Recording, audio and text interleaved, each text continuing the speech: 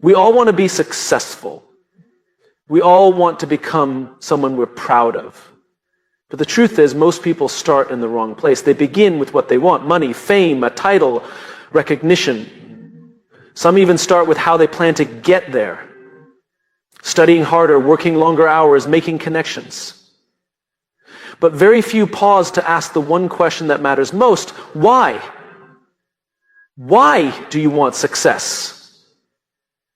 Why does it matter to you? Why is this your path and not another? When you understand your why, everything changes. Success stops being about ticking boxes or impressing others. It becomes something deeply personal, something that fuels you even on the hard days. It becomes something you own, something that pulls you forward rather than something you chase. Think of it like this. If you're setting out on a journey, the vehicle you drive and the road you take both matter. But what matters more is the destination. And your destination, your purpose, is what gives meaning to the whole trip. Without it, you're just driving in circles. It's not about motion, it's about direction. We live in a world that celebrates hustle. We glorify speed, get rich quick, work hard, play hard, rise and grind. But without a clear why, speed doesn't take you closer to fulfillment, it just gets you lost faster. Purpose gives you the compass. It helps you say no to what's not for you. It helps you focus your energy on what matters, and in that clarity you find peace, passion, and real progress. Purpose isn't found in a job title. It's not defined by external success. Purpose is internal. It's the reason you care. It's the reason you get up when you're tired, when you failed, when no one's watching. When you know why you're doing what you're doing, you tap into something bigger than pressure. You tap into conviction. People who live with purpose don't just inspire others, they inspire themselves. They find strength where others quit. They create meaning where others feel lost. They can walk away from short-term gains because they're building something long-term. That's not luck, that's not talent, that's alignment. You don't need a perfect life to live on purpose. You don't need all the answers. But you do need honesty. You need to look at yourself and ask, what matters to me, really? What impact do I want to make? What do I want people to remember, not about what I did, but about who I was? These are uncomfortable questions. They take time. But when you ask them, you start to shift. You begin to see beyond the noise. You stop comparing your timeline to others because you're not running their race. You're building something that's yours. That's the start of becoming your best self. Not by copying someone else's success, but by creating your own definition of it. Purpose isn't some abstract idea for motivational posters. It's practical. It informs your decisions. It determines how you spend your time. It shapes the kind of people you surround yourself with. And it gives you the courage to walk away from things that don't align with who you're becoming. When your why is clear, discipline becomes easier. Not easier. You're no longer forcing yourself to do things. You're fueling. You're not pushing from the outside. You're being pulled from the inside. That's the difference between burnout and drive. One drains you. The other sustains you. This isn't just about career paths or big dreams. It's about how you show up in everyday life.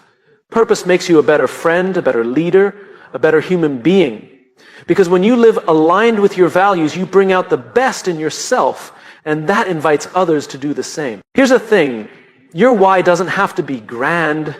It doesn't need to impress anyone. Maybe your why is to break a cycle in your family.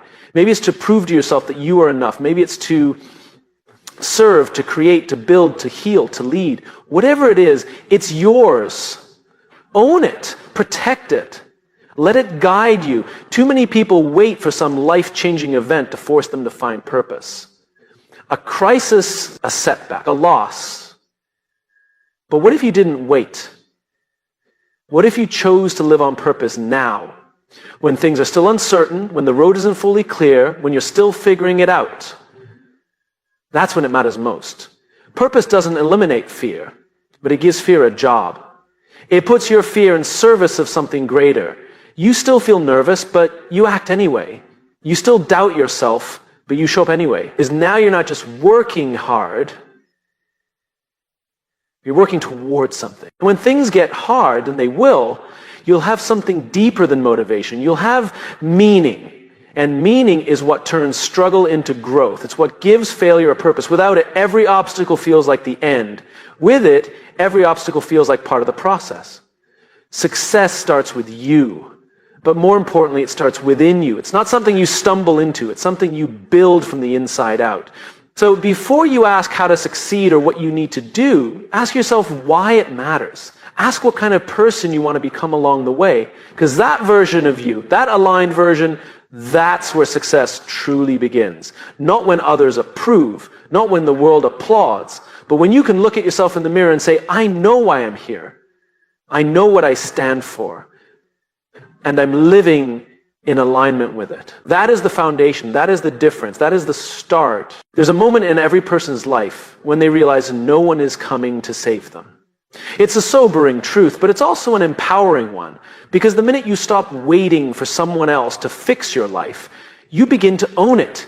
You take the steering wheel. You stop being a passenger and start being a driver. That's when real growth begins. Not when life gets easier, but when you decide to take responsibility for it. Accountability is not about blame. It's not about pointing fingers or listing your flaws. It's about ownership. It's about recognizing that while you can't control everything that happens to you, you are 100% responsible for how you respond. And in that response lies your power. That's where transformation lives. Not in what happened, but in what you choose to do about it. It's easy to look around and find reasons why things aren't working out. The economy, the people around you, your past, your circumstances. And yes, those things are real. They influence your story. But they don't get to write the ending. Only you do. And the pen is always in your hand, even when it feels like the world is writing for you. The most successful people in any field, those who lead with integrity, who inspire trust, who create impact, they all have one thing in common. They own their lives. When they mess up, they admit it. When they fall short, they take responsibility. They don't hide behind excuses. They don't outsource their progress. They step up. Not because it's easy, but because it's necessary. Growth doesn't happen when things are perfect. It happens when things are messy and you stay committed anyway. When you stop saying, I can't because of them, and start saying, I will because of me. That mindset shift changes everything. It moves you from helpless to hopeful, from reactive to intentional, from stuck to in motion. When you own your choices, you stop living life on autopilot. You start to ask better questions. What am I tolerating that's keeping me small? What story am I telling myself that's holding me back? What habit, decision, or belief do I need to confront right now to get where I want to go? And most people don't ask those questions because they're uncomfortable. They force you to look in the mirror and face the gap between who you are and who you want to be. But that gap is not a weakness. It's an invitation. It's the space where growth happens, if you're brave enough to stay in it. Taking ownership isn't about perfection, it's about progress. It means you stop waiting for the perfect moment to begin. You start with what you have. You learn, you adapt, you course correct, but most importantly, you stay in the game. You stay accountable to yourself, even when no one's watching. We've been conditioned to think accountability is something others impose on us. Bosses, teachers, systems. But the most powerful kind of accountability is the one that comes from within. It's when you say, I don't need someone to force me to show up. I choose to show up. That's what separates those who merely survive from those who evolve. There's something deeply freeing about taking responsibility for your life. It removes the illusion that you're powerless. It places the focus back where it belongs. Your choices, your effort, your mindset. And while that might feel like a heavy burden at first, over time it becomes a source of strength. You stop being at the mercy of the world. You become your own source of momentum. Owning your choices means you also own your power to change. You're not locked into your past. You're not defined by your mistakes. You're not limited by your upbringing or your failures. Those things may have shaped you, but they don't own you. What defines you is how you rise. How you take what happened to you and turn it into something that happens for you. There's a quiet kind of confidence that comes from this mindset. It's not loud. It doesn't need to be.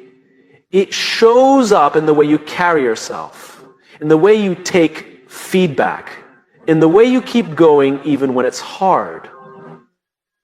That kind of inner leadership doesn't shout. It simply acts. And over time, that consistent ownership earns respect, trust, and results.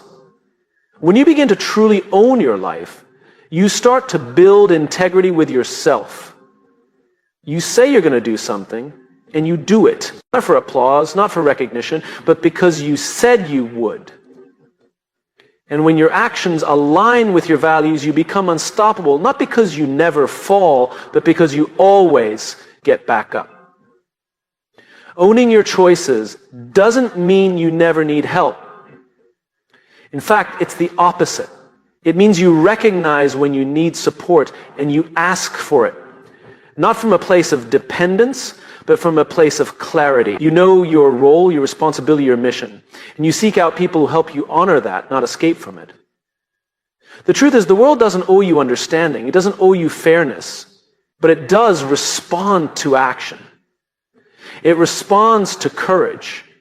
And it responds to people who take responsibility for their impact on themselves, on others, on the world. When you step into that kind of leadership, the leadership of owning your own life, you send a ripple effect. You show others that it's possible, that accountability is not a punishment, but a path to purpose, that growth is not about doing everything right, but about refusing to run from what's hard. So take a moment right now and ask yourself, what in my life have I been avoiding responsibility for? What area am I waiting for someone else to fix? And what would it look like to stop waiting and start choosing? To step forward and say, this is mine and I will handle it.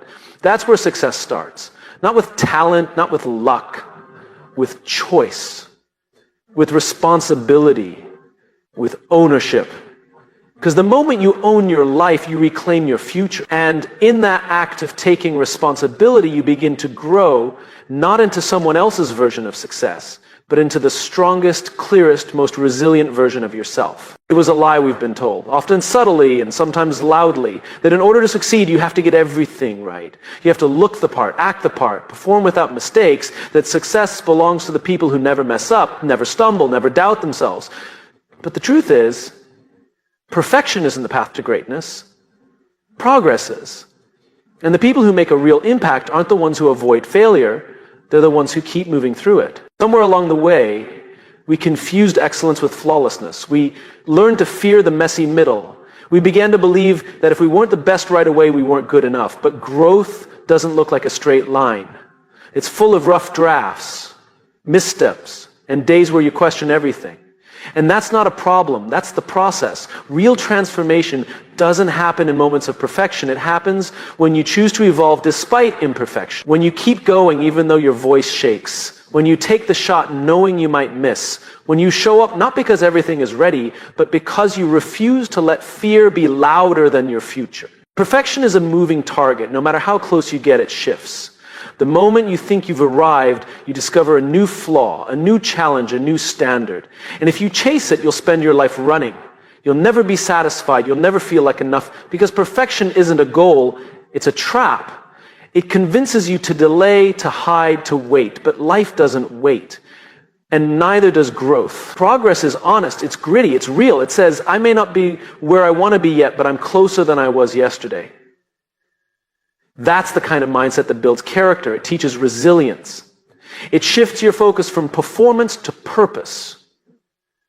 You stop asking, did I do it perfectly? And start asking, did I grow from this? Did I show up with integrity? Did I learn? The people who change the world aren't the ones who do it flawlessly. They're the ones who dare to start before they're ready. They speak before they've fully figured it out. They act before they feel completely confident. Because they know confidence doesn't precede action. It follows it. And courage isn't the absence of doubt, it's the decision to keep moving anyway. There is no shame in starting small. There is no weakness in starting slow. The only failure is refusing to start because you're waiting to be perfect. You don't need to have it all together to take the next step. You just need the willingness to try, to fail, and to try again. Think about it. Every master was once a beginner. Every expert once struggled to understand the basics. Every leader once felt unsure and insecure. But they kept showing up. They kept practicing. They kept refining their craft, not because they were perfect, but because they were committed. That's what separates those who succeed from those who stall. It's not brilliance. It's not luck. It's the quiet, repeated decision to keep evolving, to be better today than you were yesterday, even if it's just by a fraction. And over time, those tiny wins compound into something meaningful. That's how progress works. It's invisible at first. Then suddenly it's undeniable. We need to stop glorifying the highlight reels of other people's lives. We see the end result, the polished version, the applause. But we don't see the hours of doubt, the failed attempts, the nights spent wondering if it's worth it. But it's all part of it. The mess, the effort, the uncertainty. It's not a detour. It is the path. So many people hold back not because they lack potential, but because they fear imperfection. They wait for the right time, the right plan, the right version of themselves. But the right time rarely comes. The perfect plan never appears.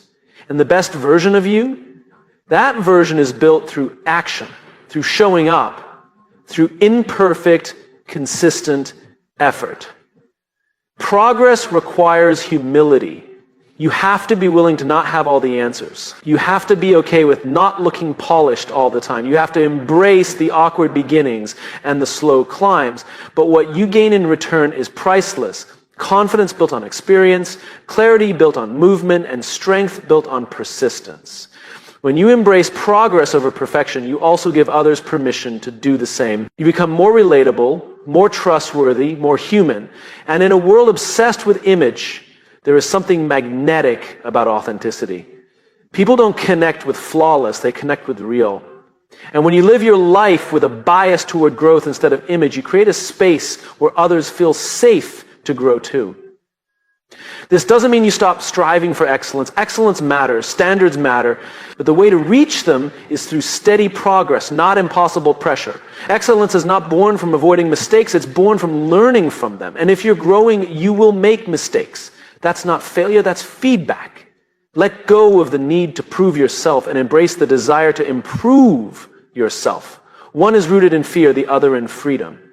One demands perfection, the other values process. And if you really want to become your best self, you have to choose the latter. You have to be willing to evolve. There will be days you fall short, days you feel like you're moving backwards. That's okay. Don't let those days define you. Let them refine you. Let them remind you that growth isn't linear. Some days are leaps, others are inches. What matters is that you don't stop moving. Success doesn't happen in a single moment. It's the accumulation of 1,000 choices to keep going, keep learning, keep stretching. Every time you show up, even when it's hard, even when it's not perfect, you're shaping your future. You're proving to yourself that your commitment is stronger than your fear. So stop waiting for perfect. It's not coming. Start where you are.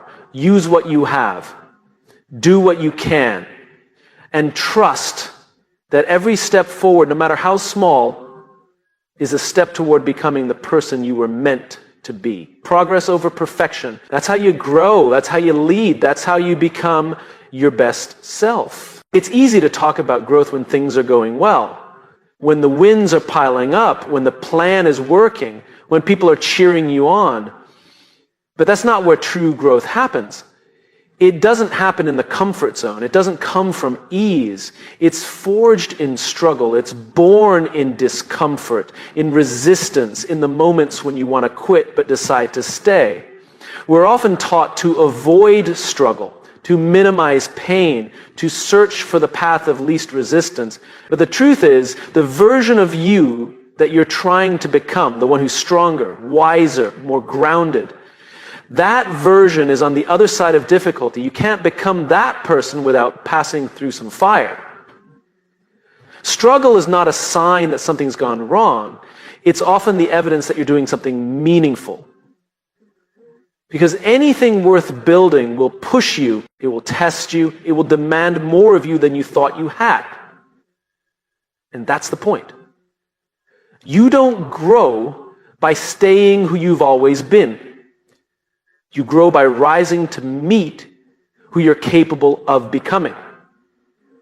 We often say we want change. We want to grow, evolve, transform. But change isn't comfortable. It disrupts, it unsettles, it breaks old patterns. And if you're serious about becoming your best self, then you have to stop running from struggle and start embracing it as part of the path. Every challenge you face carries with it an opportunity, not just to prove something to the world, but to reveal something within yourself. Struggle peels back the surface. It shows you your values, your grit, your character. It introduces you to parts of yourself that comfort never will. But here's the thing. Struggle is not always loud. Sometimes it's quiet. It's the inner conflict of self-doubt, the silent wrestling between fear and faith, the invisible burden of trying again when you feel defeated. And often, it's in these unseen battles where the deepest growth happens. Not in public wins, but in private perseverance. We admire strength, but we forget where it comes from. Strength is built through pressure. It's developed through tension, just like a muscle. It grows by being stretched, torn, and rebuilt. You don't become resilient by avoiding the weight. You build resilience by lifting it again and again, even when your arms are tired. When you embrace the struggle, you begin to shift your mindset. You stop asking, why is this happening to me? And start asking, what is this trying to teach me? That shift changes everything. It turns pain into purpose. It turns hardship into fuel. It allows you to see every challenge as a part of your becoming, not a detour, but a direction. People often think that confidence comes from success, but that's not quite true. Confidence comes from knowing you can survive the hard things. It comes from walking through something difficult and realizing, I'm still standing. That kind of self-belief can't be given to you. It has to be earned in the trenches, in the moments when quitting feels easier, but you keep going anyway. Struggle also gives you perspective. It humbles you. It reminds you that you're not invincible, but you are capable. And it deepens your empathy. Because when you've struggled, you understand the pain of others. You lead with compassion. You listen more. You judge less. And that makes you a better human, not just a stronger one. There's no shame in struggle. There's no weakness in wrestling with life. The people who pretend they have it all together, those who hide their pain and polish their image, they might look strong on the surface, but real strength is raw. It's honest.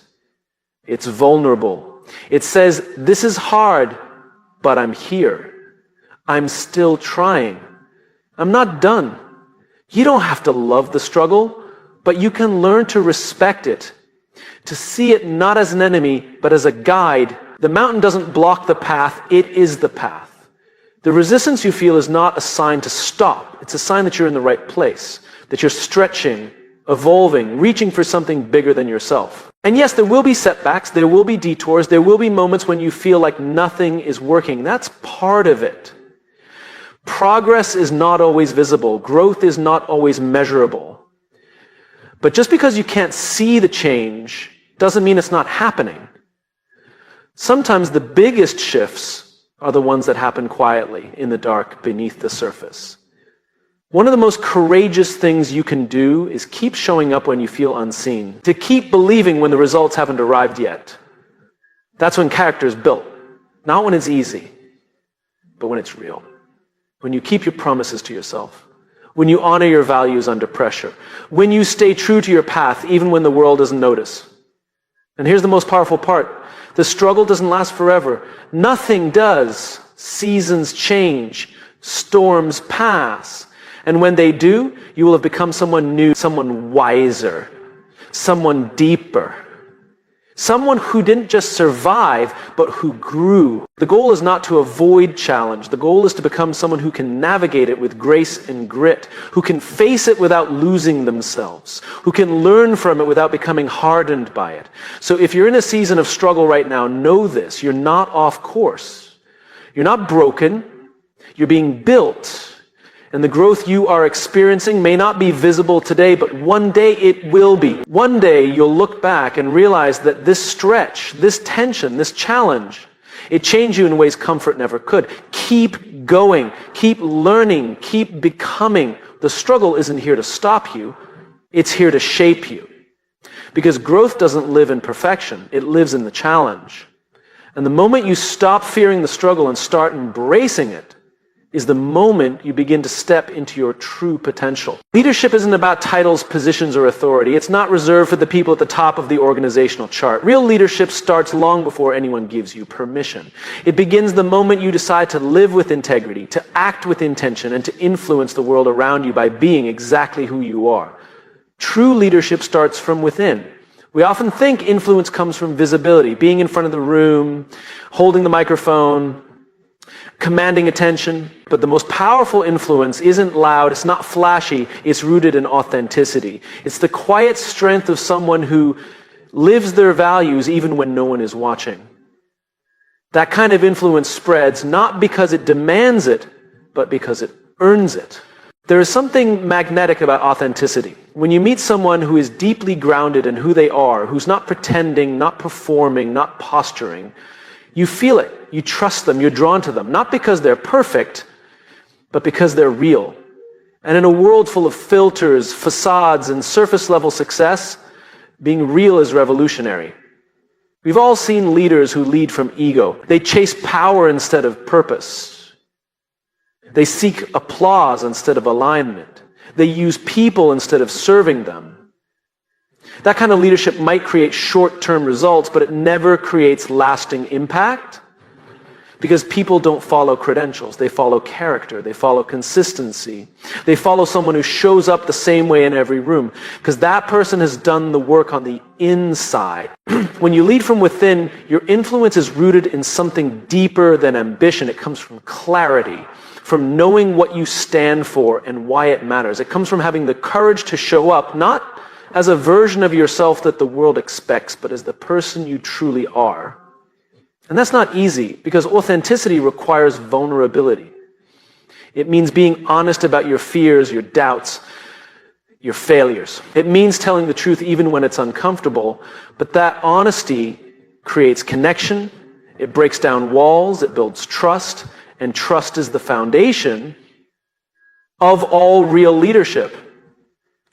People don't need you to be flawless, they need you to be honest. They don't need you to have all the answers, they need you to ask the right questions. They don't need you to pretend you've never failed. They need to know you failed and that you grew from it, because that gives them permission to do the same. Leadership from within is not about controlling others. It's about inspiring them. It's about creating space where people feel seen, heard, and safe enough to be themselves.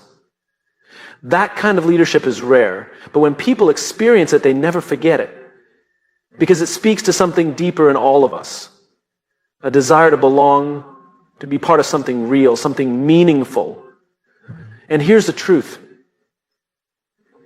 You don't have to wait to lead. You don't have to be promoted. You don't need a title. You can start right where you are with how you treat people, with how you carry yourself, with how you show up every single day, because your influence isn't defined by your status, it's defined by your impact. When you take full responsibility for who you are and how you show up, you create influence without trying. You begin to model what's possible for others. You raise the standards simply by living it. And over time, people start to notice, not because you're trying to impress them, but because you've inspired them. This kind of leadership starts with self-awareness. You have to know your values. You have to know what you believe in, what you'll stand up for, what you'll walk away from. And that clarity only comes through honest reflection. It comes from asking yourself, who am I when no one's watching? Who do I want to be when things get hard? What kind of legacy do I want to leave? These aren't easy questions, but they are essential. Because if you don't define yourself, the world will do it for you. And you'll end up living someone else's version of success, chasing someone else's idea of leadership, instead of living from your own center. Leadership from within also means leading yourself first. You can't lead others with clarity if your own life is full of confusion. You can't ask people to be courageous if you avoid risk. You can't expect honesty if you're not willing to be honest with yourself. You become the message before you ever speak it. And your actions will always speak louder than your advice. There's a certain kind of peace that comes from living this way. Because when you lead from authenticity, you're not chasing approval. You're not constantly performing. You're not building your identity on the shaky foundation of other people's opinions. Instead, you're anchored, rooted, clear.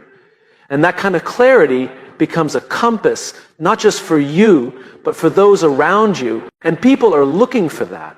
In a noisy world, they're craving leaders who are real. Leaders who don't just talk about values, but live them. Leaders who aren't afraid to say, I don't know, or I made a mistake. Leaders who create cultures of honesty, compassion, and accountability. When you become that kind of leader, you stop managing people and start moving them. You don't have to push or pressure. You simply lead by example. And your example speaks louder than any motivational speech or strategic plan, because it's real, it's lived, it's felt. And here's the beautiful part. The more you lead from within, the more you empower others to do the same. Your authenticity gives others permission to drop the mask. Your courage helps others find their own.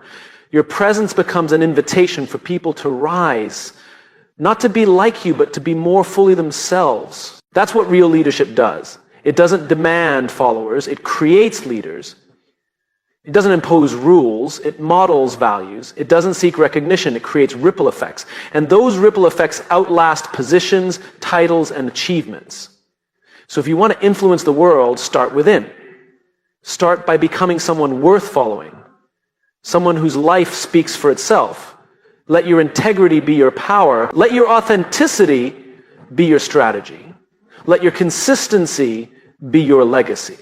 Because at the end of the day, leadership is not about being in charge. It's about taking care of what's within your charge, starting with yourself. And when you lead from that place, you don't just create success, you create significance. And that is where your true influence begins.